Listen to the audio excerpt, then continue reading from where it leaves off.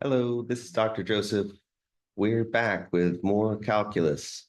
Today, we're learning a very important application of derivatives to motion. We're going to mathematically describe the motion of a point, particle, car, whatever that's moving along an axis. So in Calc 1 and 2, everything is linear. So all the motion is along a straight line or a linear path. Using calculus from the position, we'll figure out speed, velocity, and acceleration. So here's an example, starting with some particle moving along the x-axis, begins at position 0. So its position is somewhere on this number line, and it travels for 2 seconds until it reaches a point x equals 2. So give a formula describing the position x of t of the particle in terms of time. So we're given that it takes 2 seconds to travel 2 units. So in this case, x of t is going to be equal to t. And you can check x of 0 equals 0, x of 2 equals 2. At time 1, we'll be at 1. This is because it's just moving at a constant speed. So that's a simple example.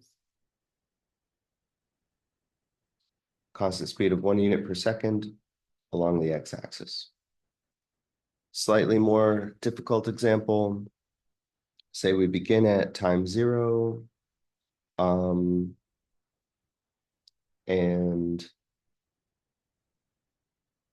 we're at position 0 at time 0. At time 1, we're right there. At time 2, we're all the way at 2.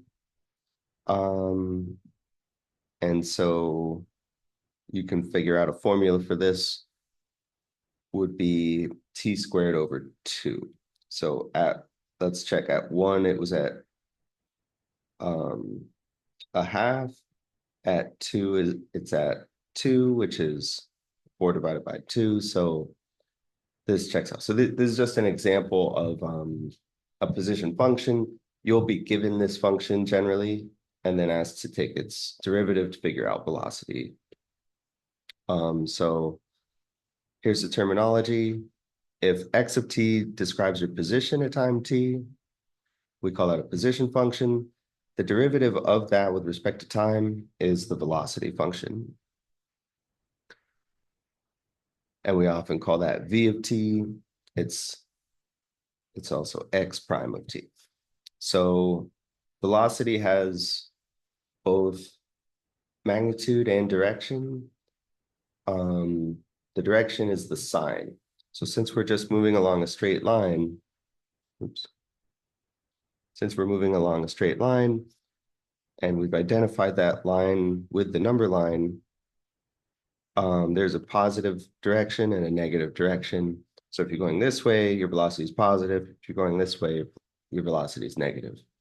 And then your speed is just absolute value of that number. And then acceleration is your rate of change of velocity. So that's also the second derivative of position.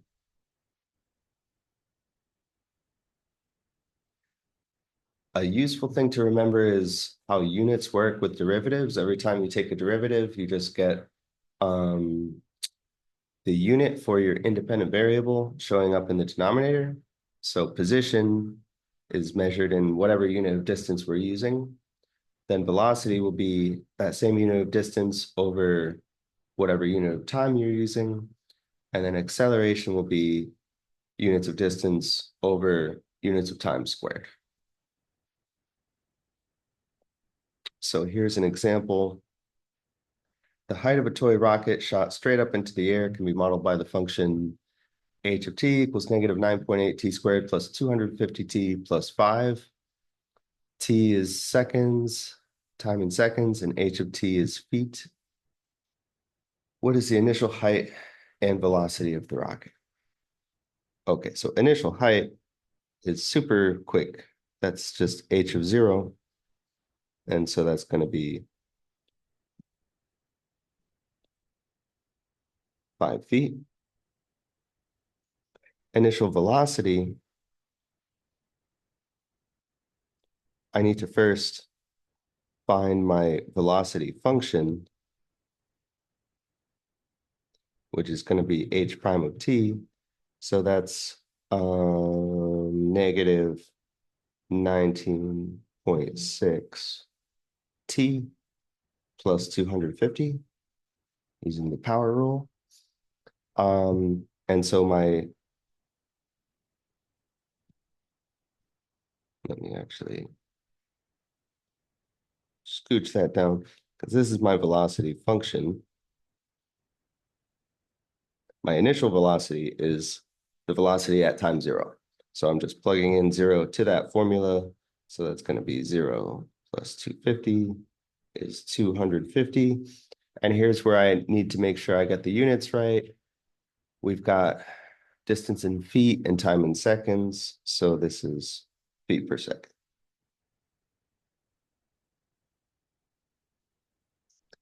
How long does it take for the rocket to land? Okay, so let's draw a little picture.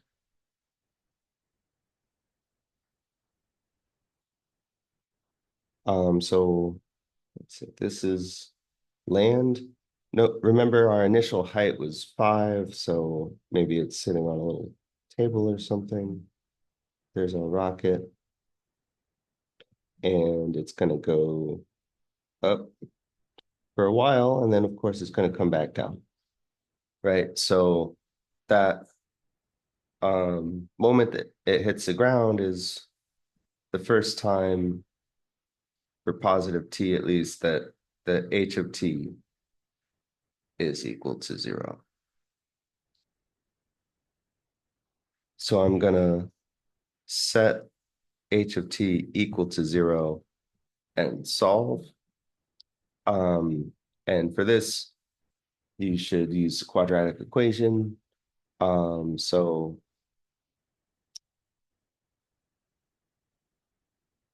t is going to be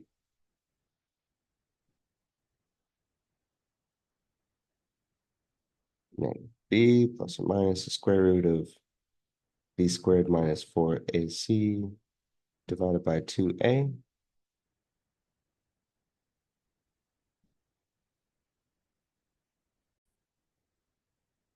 Okay, so let's just go through the motions on this and then pull out our calculators. So negative 250 plus or minus the square root of 250 squared minus 4 times negative 9.8 times 5 over 2 times negative 9.8. And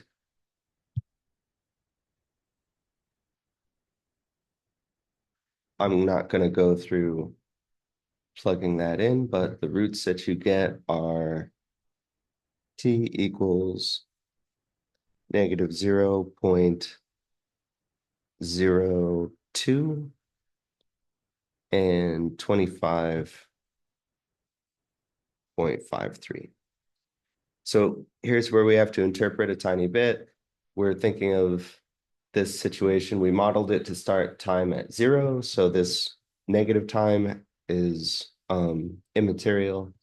And that means that we want 25.53 seconds as our answer. Okay. What is the acceleration of the rocket throughout its flight? So we said v of t was negative 19.6 t plus 250. That means acceleration is going to be the derivative of that.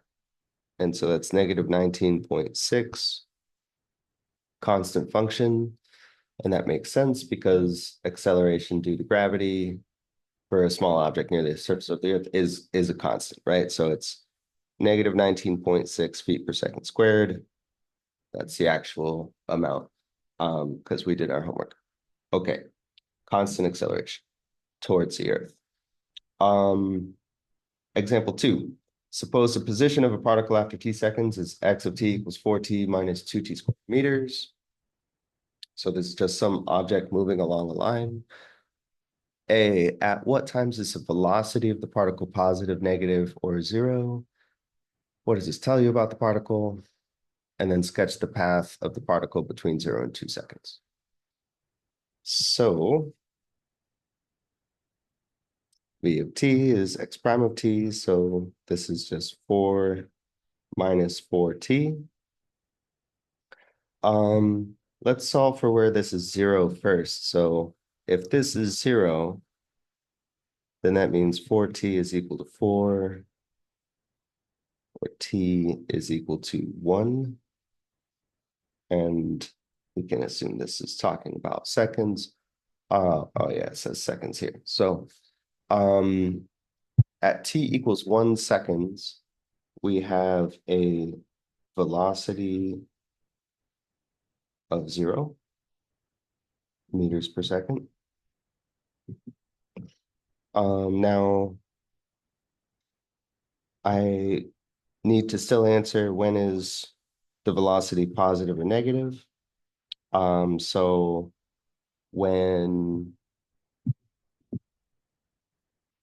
looking at this equation, right, this linear equation with negative slope, -4 is the slope.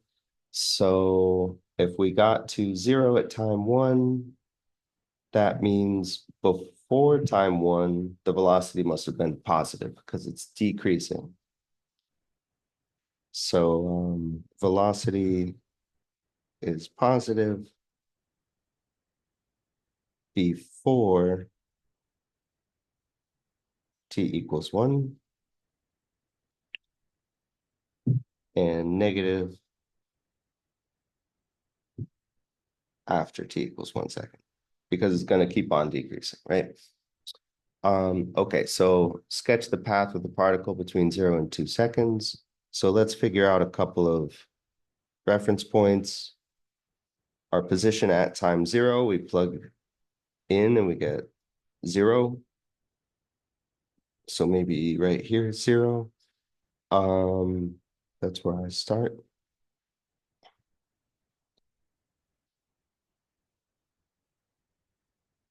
At time 1, I'm going to get 4 minus 2 is 2 meters. So in the first second, I traveled 2 units in the positive direction. So here I am. And you can either put x equals 1 or t equals 1 here. And then at 2 seconds, x of 2 is going to be 8 minus 8. So that's 0 again. So my particle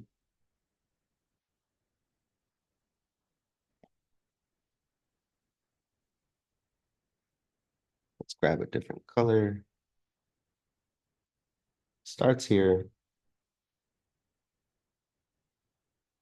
travels this way for the first 2 seconds, gets for the first 1 second, gets to here, and then in the last second, it travels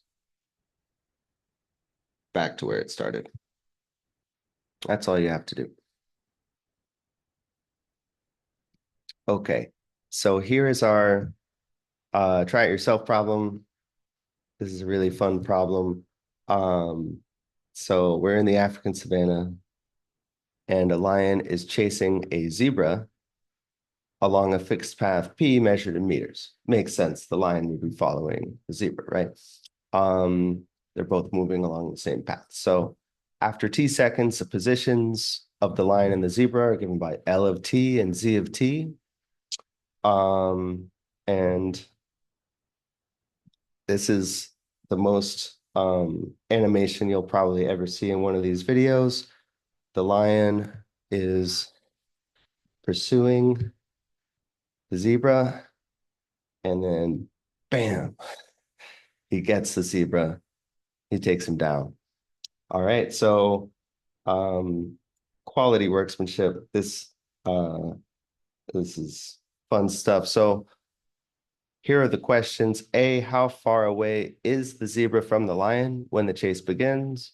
And B, how long does it take for the lion to catch the zebra? So maybe pause the video, take some time to work this out.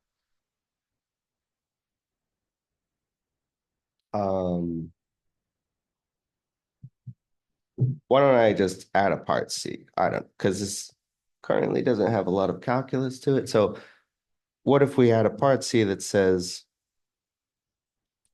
how fast is each animal moving